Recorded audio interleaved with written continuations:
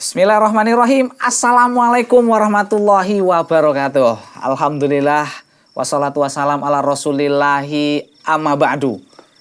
Pemirsa, alhamdulillah kali ini dalam sebuah program acara Kisah Teladan kita akan mengisahkan sebuah kisah yang insya Allah bisa kita teladani. Namun pemirsa yang dirahmati Allah Subhanahu wa Ta'ala, namanya manusia itu tak lepas dari namanya kesalahan, kekhilafan. Nah, makanya oleh sebab itu kita perlu belajar dari kesalahan-kesalahan, perlu belajar dari kebaikan-kebaikan orang lain. Makanya kita belajar itu dari banyak-banyak baca buku, dari kisah-kisah orang terdahulu. Contoh, kisah Fir'aun. Jangan sampai kita menjadi orang kayak Fir'aun. Fir'aun zaman sekarang. Naudzubillah min zalik, ya. Dan kita harus mencontoh bagaimana keteladanan hidup-hidup para orang-orang yang terdahulu sukses. Misalkan Rasulullah SAW. Kita contoh. Dan nggak hanya itu, para sahabat-sahabat yang mulia. Kita sering dengar kisah Rasulullah SAW, tapi sangat jarang kita membaca ya atau juga mendengarkan kisah dari para sahabat-sahabat Rasulullah sing mulia iku. Makanya di kesempatan kali ini saya akan menceritakan sebuah kisah teladan yang insya Allah nanti bakalan kita teladani. Nah, kisah kali ini menarik sekali ini. Di mana kata Umar bin Khattab berkaitan dengan sahabat yang bakalan kita ceritain di hari ini. Yaitu apa katanya? Sesungguhnya hari ini aku lebih mencintai dia daripada sebagian anakku. Kita tahu Umar bin Khattab itu adalah orang yang paling tegas, ya. Kemudian dia memiliki beberapa orang anak. Tapi pas jumpa di hari itu sama salah seorang sahabat yang baru aja masuk Islam, beliau mengucapkan dari lisannya itu yang tegas itu mengatakan, sesungguhnya hari ini aku lebih mencintai dia ketimbang sebagian dari anakku. Itu kata Umar bin Khattab terhadap sahabat sing mulia ini. Siapakah dia? Ini dia kisahnya. Seorang sahabat yang mulia, Umair bin Wahab. Wah, kisahnya ini dimulai dari pas selesai perang Badar.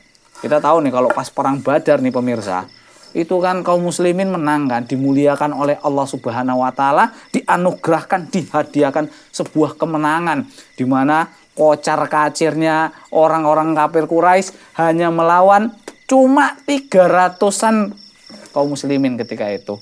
Sekitar 314 lah kalau nggak salah. Sementara orang-orang kafir Quraisy itu piro coba? 1000. Logikanya aja nih pemirsa. Logikanya aja. 1000 melawan 300. 300 harusnya babak punya. Tapi itulah janji Allah. Sebelum datang perang itu, Rasulullah malamnya itu berdoa, ya Allah, kalau engkau tidak menangkan kaum muslimin di perang ini, maka tidak akan ada bakalan yang menyembahmu. Karena memang jumlah kaum muslimin ketika itu masih sedikit. Dan mayoritas itu semuanya keluar perang. Habis semuanya kan. Kalau sempat habis di perang itu. Tapi Allah muliakan. Allah menangkan Rasulullah dan para sahabatnya. Muliakan Islam. Hingga akhirnya apa? Sing 1000 itu kocar kacir hanya melawan 300 tentara kaum muslimin. Masya Allah. Nah, jadi ceritanya itu dimulai ketika orang kafir Quraisy itu, Umair bin Wahab, ya, datang ke Ka'bah ya, untuk melaksanakan ibadahnya lah, ya untuk umroh lah kalau bahasa kitanya sekarang ini, ya sambil berdoa ke berhala-berhala yang ada di sekelilingnya Ka'bah tadi. Itu kan Ka'bah dulu kan Mas, belum Fathul Makkah. Itu kan di Ka'bah itu taruhin patung sana sini. Wah, untuk disembah sama mereka. Nah, jadi Umar bin Wahab gitu dia. Nelongso setelah terjadi perang Badar itu, Gimana nggak nelongso loh? Anak kesayangannya, anak laki-lakinya itu jadi tawanan perang. Syukur nggak meninggal, masih jadi tawanan perang. Tapi kan dia nggak tahu, rasa khawatir tuh pasti ada. Wong anaknya jadi tawanan perang, nggak tahu bakalan diapain.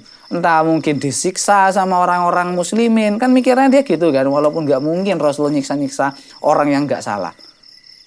Nah, jadi nih pemirsa, singkat cerita, dia lagi tawaf ini.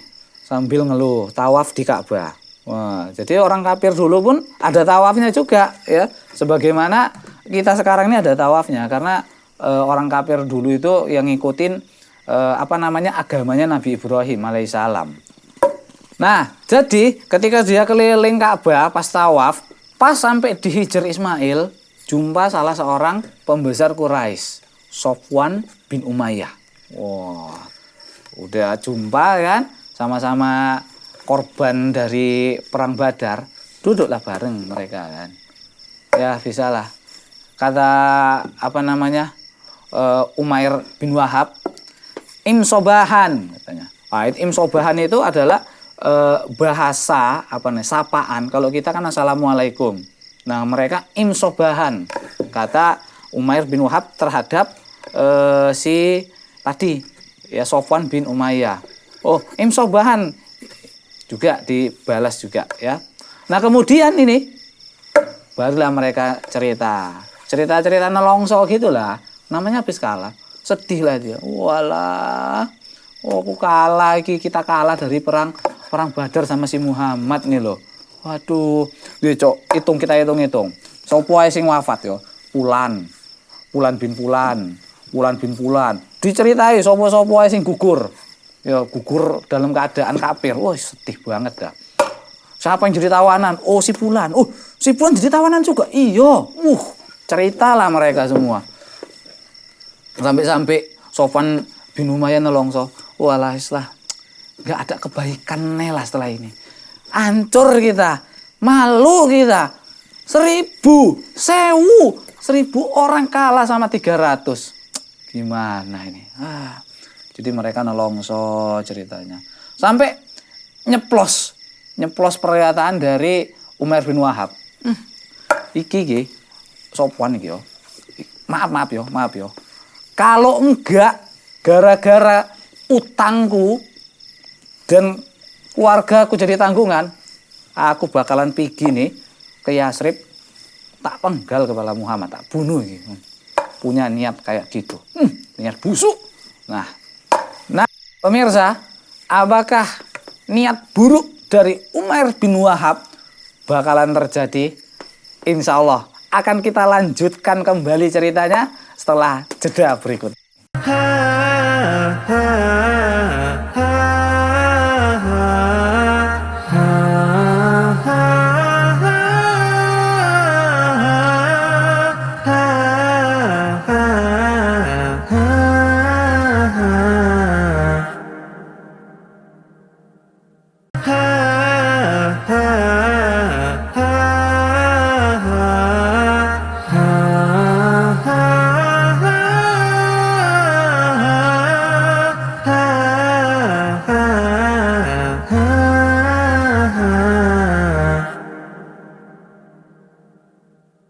Nah, pemirsa, alhamdulillah, terima kasih Anda masih di program Kisah Teladan. Jadi tadi kisahnya Umair bin Wahab sama Sofwan bin Umayyah itu saling nelongso dia, saling sedih, cerita bagaimana kekalahan mereka di perang Badar, hingga akhirnya Umair bin Wahab nyeletuk, ngomong dia, kalau nggak gara-gara utangku masih numpuk sama keluargaku yang masih bisa jadi tanggunganku, aku bakalan pergi ke Madinah. Untuk apa? Bakalan tak penggal kepala si Muhammad, tak bunuh si Muhammad dengan sombongnya tadi itu. Angan-angannya yang mungkin nggak bakal terjadi. Kemudian nih pemirsa, dia nyeletuk lagi, kalau aku berangkat ke Madinah, itu bakalan nggak ada yang tahu itu. Bakalan gak ada yang curiga karena anakku itu jadi tawanan bagi mereka. Ya, orang menganggap kalau aku datang ke sana itu bakalan Aku mau ngelepasin atau mau nebus anakku itu. Denger di kuping Sofwan bin Umayyah. Pas kali nih, ini pas nih, pursoh nih, kesempatan ini. Oh. Mer. Sini dulu, Mer. Kalau kau udah punya niat kayak gitu, itu bagus, Mer. Oh, gitulah kalau bahasa kitanya. Tenang aja. Masalah utang-utangmu, oke. Men aku sing nanggung. Tenang aja. Aku orang kaya, wong sugih aku. Tenang aja. Utangmu tak tanggung. Piro, berapa banyak pun tak tanggung. Masalah keluargamu, aman nih keluargamu. Biar nafkahnya aku yang nanggung juga. Aku kaya loh. Bahkan lebih sukses lagi nih keluargamu, bahkan lebih bagus lagi nanti kehidupannya dibandingkan hidup sama kamu. Ditawarin kayak gitu. Cocok juga nih pikir nih. Karena memang dendam membara itu yang masih ada dalam hati si Umair bin Wahab tadi. Jangan ngomong-ngomong. Nanti banyak orang dengar. Takutnya terdengar nanti. Nah, ini karena nggak ada orang nih. Cocok kita. Sepakat ya. Riko jangan ngomong-ngomong ya Kang. Gitulah kalau bahasa kita. Kamu jangan ngomong-ngomong ya sama orang-orang lain ya.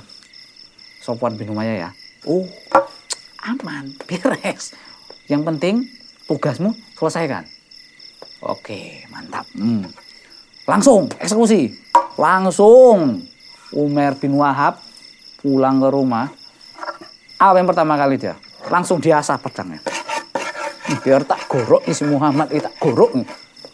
Diasah sampai tajam, sampai benar-benar tajam. Yang kira-kira sekali bacok ngelundung das. Gitulah kira-kira. Bukan hanya itu aja nih pemirsa. Bukan hanya diasah aja, melainkan diambilnya racun lagi, dilumurinya racun lagi pedangnya. Dilumuri. Ini kena sikit pun, kalau nggak ngelundung kepala, minimal busuk ini. Jadi pemirsa, ini luar biasa nih, udah punya niat buruk nih. Persiapan senjata yang bakalan untuk memenggal sudah disiapkan. Persiapan yang lainnya juga semua disiapkan. Kudanya udah disiapkan untuk berangkat menuju Yasrib atau kota Madinah. Dengan meninggalkan Sofwan bin Umayyah. Ini Sofwan bin Umayyah nih, sedikit tambahan dari saya ya. Dia itu nanti bakalan masuk Islam pas di Fathul Makkah. Tapi sekarang ini masih jadi orang kafir ya. Jadi ya masih ada rasa dendam sama Rasulullah SAW. Jadi pemirsa, kita lanjutkan ceritanya. Akhirnya pun berangkat ini Sofwan bin Umayyah dengan rasa dendamnya tadi. Tenteng pedangnya ya. Banyak kudanya. Kutuk. Ya orang nggak bakalan curiga loh. Jumpa di jalan pun nanya, Sofwan mau kemana? Aku mau nebus anakku. Aku mau ke Madinah, jumpai Muhammad, aku mau nebus anakku. Anakmu kenintawan ya? Iya. Ya wis lah, berangkat. Nggak ada yang curiga nih pemirsa. Nah, hingga akhirnya nih, sampai dia ke Madinah. Dia menuju ke masjid. Ya, karena Rasulullah biasanya ya dia ngumpul-ngumpul sama sahabat-sahabatnya itu di masjid, bukan di kafe. Ya, bukan juga di cakruk-cakruk atau di mana, bukan di pinggir-pinggir jembatan, enggak. Masjid itu tuh lelaki sejati itu kumpulnya di masjid. Nah, jadi pas di masjid itu kebetulan pas di teras-teras itu ada Umar bin Khattab. Umar bin Khattab dan para sahabat-sahabatnya lagi cerita. Kamu hebat banget pas perang Badar kemarin. Habis orang kafir tuh kocar-kacir mau buat. Sambil menceritai kepahlawanan para sahabat per individu lah. Enggak gitu kali lah. Umar bin Khattab lah. Antum lah yang lebih keren. Orang antum maju aja udah kocar-kacir, belum sempat kena bacok. Jadi sambil menceritakan kepahlawanan gitu. Nampak pula Umar bin Wahab datang. Umar bin Khattab tahulah sendiri ya kan. Orangnya tegas. Was-was dia langsung. Tunggu. Musuh Allah datang iku. Musuh Allah iku. Umar bin Wahab. Hati-hati kalian. Hati-hati. Kepung dia. Langsung dikepung. Musuh Allah. Langsung datang Umar bin Khattab. Umar bin Khattab ngomong mana ada. Musuh Allah. Enggak ada. Tegas dia. Musuh Allah. Arep ngopo kowe rene? Nah, gitulah. Mau ngapain kamu ke sini? Kemudian nih pemirsa, sudah dikepung. Kalian tunggu nih. Nih, dulu nih Umair bin Wahab nih, aku kenal kali nih. Dulu tuh dia tuh, itu mata-mata orang kafir Quraisy tuh untuk kita itu. Kontribusinya di orang Quraisy ini bukan orang sembarangan nih. Licik, hati-hati kalian. Kelilingi dia. Mau para sahabat di situ nenteng situ. Kiri. Madu gue tak keprok nih, ngono lah kira-kira. Dikelilingi. Waspada. Ada apa nih lo Kang? Ada apa lo nih? Gitulah kalau bahasa Inggrisnya. Pura-pura aja. Pura-pura kayak nggak terjadi apa-apa. Padahal punya niat busuk di Umair bin Wahab tadi. Kemudian datang Umar bin Khattab ya ke Rasulullah. Kalian tunggu di sini dulu ya. Biar aku jumpai Rasulullah dulu. Kalian jaga nih si Umar bin Wahab nih musuh Allah ini ya. Datang dia ke Rasulullah. Assalamualaikum Rasulullah. Waalaikumsalam. Ada apa Umar? Musuh Allah datang, Umar bin Wahab. Umar bin Wahab. Oh, ya udah. Bawa ke sini dia. Bawa ke sini. Gak apa-apa Rasulullah, gak apa-apa. Jumpai aku di sini. Kemudian datang Umar bin Khattab. Umar itu mana ada? Wih sini yuk. Rasulullah mau jumpain. Enggak. Melainkan gini gue, Umar. Pedangnya diambil. Kan pedang itu ada talinya tuh, ikatannya tuh kan. Dikelungkan nih di apa lehernya nih. Tekok kan. Sambil kerah bajunya itu ini. Bawa sama Umar bin Khattab. Umar bin Khattab badannya bukan cilik, gede. Bawa gulungkan apa tadi? Tali pedangnya itu ke leher ini. Dibawa ke hadapan Rasulullah. Nah, kemudian apakah yang akan dilakukan oleh Rasulullah Shallallahu Alaihi Wasallam terhadap Umair bin Wahab yang sudah terciduk membawa pedang datang ke Madinah? Insya Allah akan kita lanjutkan kembali ceritanya setelah jeda berikut ini.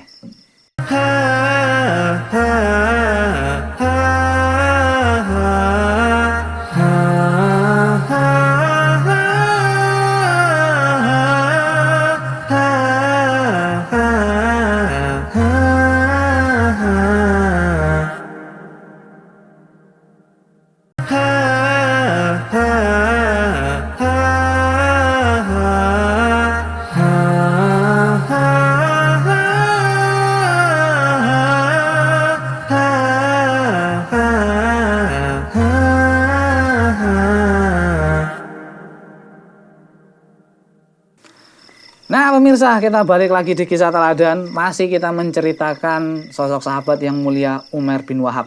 Bagaimana proses masuk Islamnya dan bagaimana kelanjutan hidupnya. Tadi ceritanya dia udah sampai ke Madinah tadi ya. Udah Madinah nenteng pedang.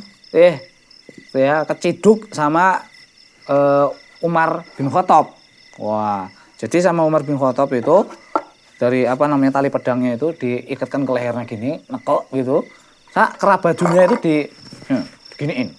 Wah, gitu. Dibawa ke hadapan Rasulullah Shallallahu Alaihi Wasallam.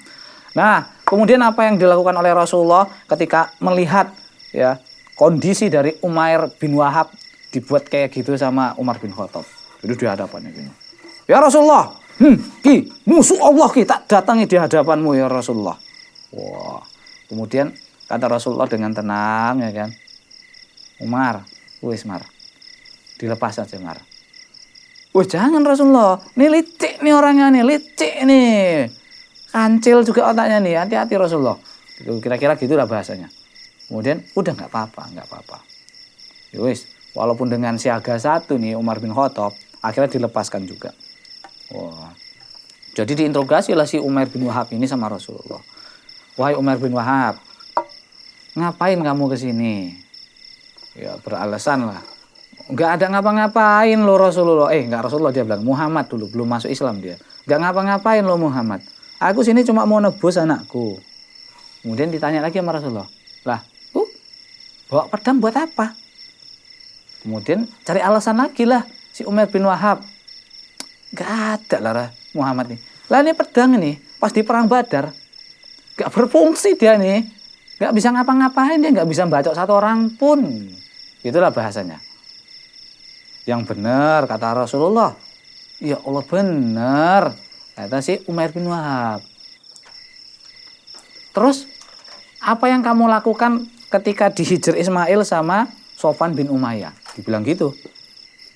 bukannya kamu ya wahai Umair bin Wahab pas di Hijr Ismail itu jumpa sama Sofwan bin Umayyah, kemudian kalian cerita berkaitan dengan bagaimana kalian di perang Badar, kemudian siapa-siapa yang ditawan, siapa aja yang gugur, gimana mayat-mayat kalian, mayat-mayat dari yang gugur itu kami masukkan ke dalam lubang lubang sumur Badar. Terus kamu bilang gini, kalau enggak karena keluargaku dan utangku sing masih numpuk, wah aku bakalan berangkat menuju Yasrib untuk membunuh Muhammad. Iya kan? Gue cerita kayak ngono kan? Kamu cerita gitu kan sama Sofwan bin Umayyah? Tercengang Umar bin Wahab dengar cerita Rasulullah kayak gitu. Padahal Umar bin Wahab tahu di sekeliling mereka ketika mereka cerita itu nggak ada orang tuh pemirsa. Tapi kenapa Muhammad Rasulullah SAW bisa tahu? Begitu langsung lemes dia.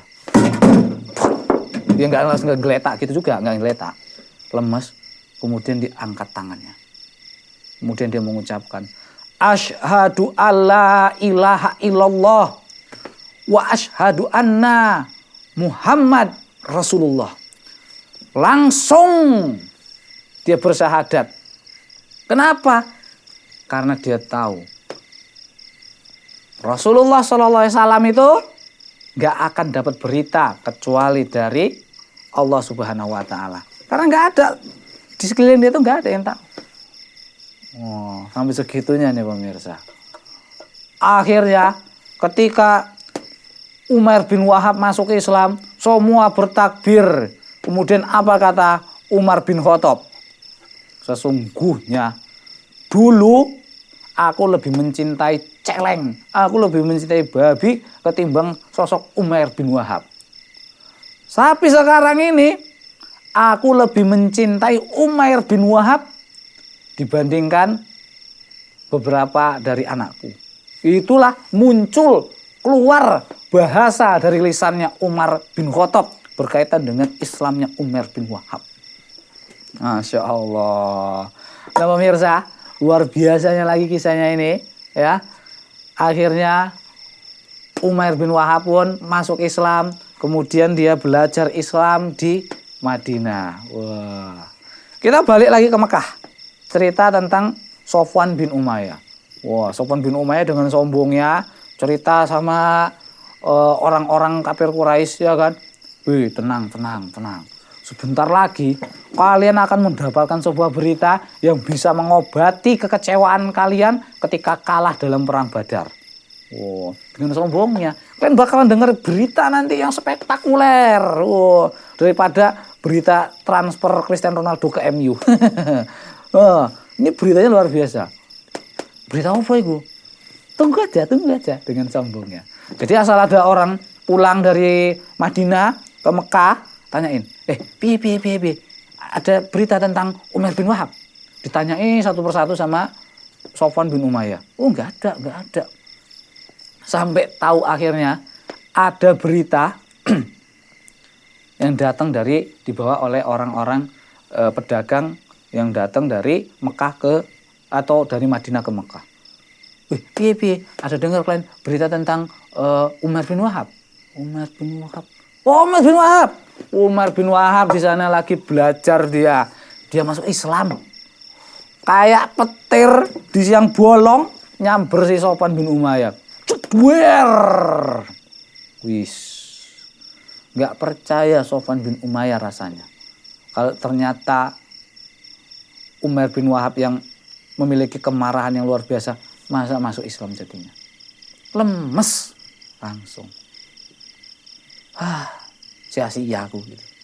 Oke, kita balik lagi kisahnya ke pahlawan kita, Umar bin Wahab.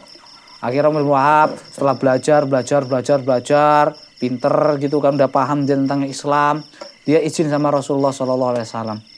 Ya Rasulullah, dulu aku pas di Mekah menghalang-halangi dakwahmu ya Rasulullah. Hari ini ya Rasulullah, tolonglah Rasulullah, utuslah aku untuk balik ke Mekah. Aku akan berdakwah di Mekah, akan kudakwahi orang-orang Mekah sebagaimana menebus kesalahanku ketika aku dulu menghalang-halangi dakwahmu di Mekah. Wah, gitu tuh kisahnya nih.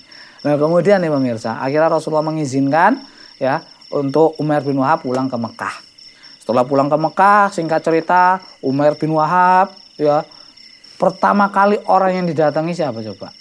Sofwan bin Umayyah. Didakwahinya, wahai Sofwan, kau orang pembesar kafir Quraisy, kau orang yang berpendidikan, kau orang pinter, orang cerdas. Langsung didakwahinya gini-gini gitu. Tapi nggak masuk juga dakwah dari Umair bin Wahab. Tapi bukan itu standarnya, karena seorang dai dia mendakwahi semuanya. Tapi alhamdulillah ketika Umair bin Wahab pulang ke Mekah dan dia berdakwah, ada juga beberapa orang-orang kafir yang masuk Islam, alhamdulillah. Nah pemirsa, itulah kisah singkat dari Umair bin Wahab, bagaimana dendamnya dia kepada Rasulullah SAW langsung hilang seketika dan dia masuk Islam menjadi manusia yang mulia. Subhanallah. Semoga kisah yang kita kisahkan di kesempatan kali ini menjadi teladan bagi kita. Bisa kita teladani bagaimana iman seorang sahabat ketika mendapatkan sebuah hidayah yang sangat luar biasa. Dia menjadi orang yang sangat luar biasa. Untuk itu pemirsa, insya Allah di lain kesempatan kita akan ceritakan lagi kisah-kisah yang bisa kita teladani dalam kehidupan kita sehari-hari. Untuk itu mohon maaf atas segala kekurangannya. Langsung kita tutup dengan doa kafaratul majelis. Subhanaka Allahumma bihamdika asyhadu alla ilaha illa anta astaghfiruka wa atubu ilaik. Wassalamualaikum warahmatullahi wabarakatuh.